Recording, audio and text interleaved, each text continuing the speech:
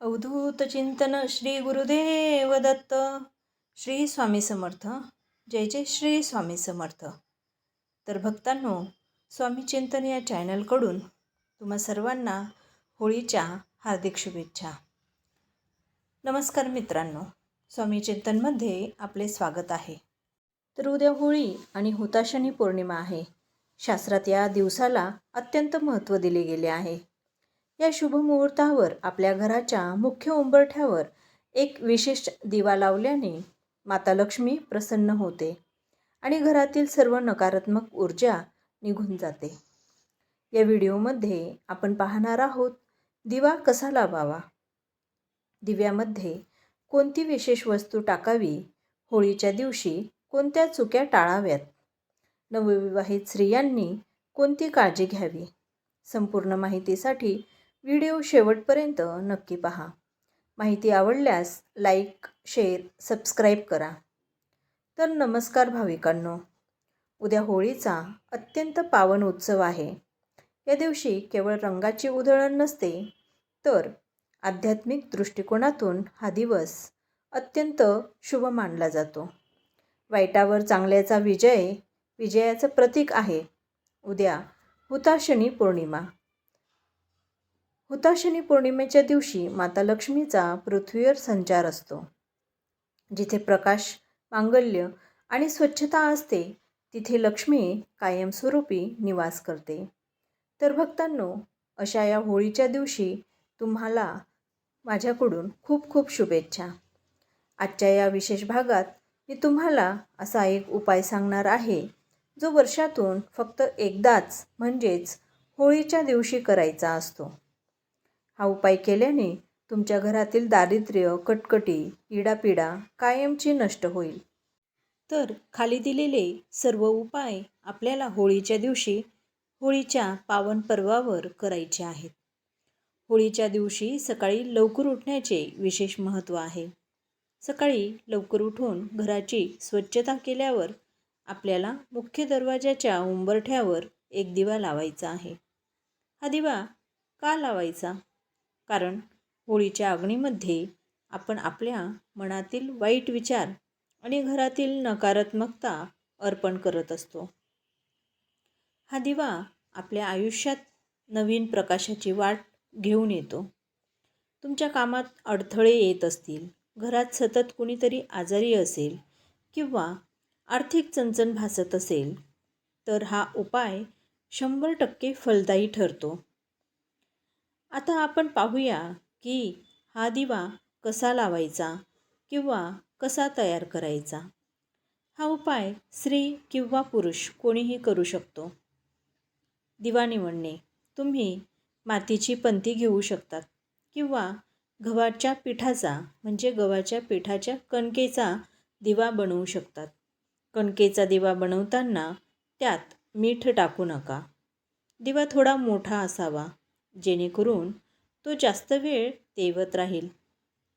तेल आणि वात: या दिव्यामध्ये मोहरीचे तेल वापरावे. मोहरीचे तेल नकारात्मकता ओढून घेण्यास सक्षम असते.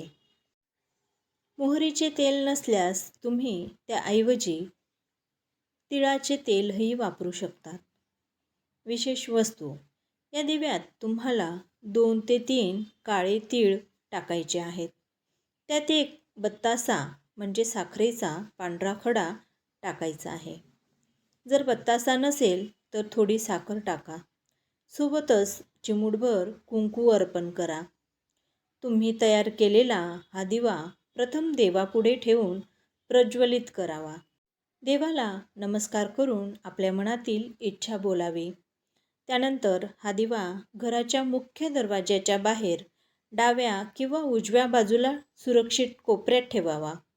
दिवा लावल्यानंतर ओम होलिकाय नमः या मंत्राचा 11 वेळा किंवा 21 वेळा जप करावा. होलिका मातेला प्रार्थना करावी की हे माते, माझ्या घरातील सर्व दुःख, दारिद्र्य या दिव्याच्या प्रकाशाने दूर होऊ दे आणि घरात सुख समृद्धी येऊ दे. हा दिवा संध्याकाळपर्यंत तेवत राहील तर अतिशय उत्तम. दानधर्म.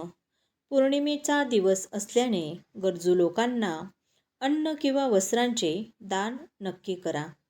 एखाद्या भुकेलेल्याला दिलेला वडापाव किंवा पाण्याची बाटली देखील तुम्हाला मोठे पुण्य मिळवून देऊ शकते. या दिवशी तुम्हाला आवर्जून पाळायची गोष्ट म्हणजे कोणालाही पैसे उधार देऊ नका. या दिवशी माता लक्ष्मीचा प्रभाव असतो, त्यामुळे कोणालाही उसने किंवा उधार पैसे देऊ नका. आपली लक्ष्मी घरातून बाहेर घालवणे या दिवशी अशुभ मानले जाते. पुढील उपाय आहे काळे कपडे टाळा. होळीच्या दिवशी काळ्या रंगाचे कपडे घालू नका, कारण ते नकारात्मकतेचे प्रतीक मानले जाते. महिलांसाठी सूचना. होळीच्या दिवशी होळीच्या अग्नीजवळ असताना स्त्रियांनी आपले केस मोकळे सोडू नयेत.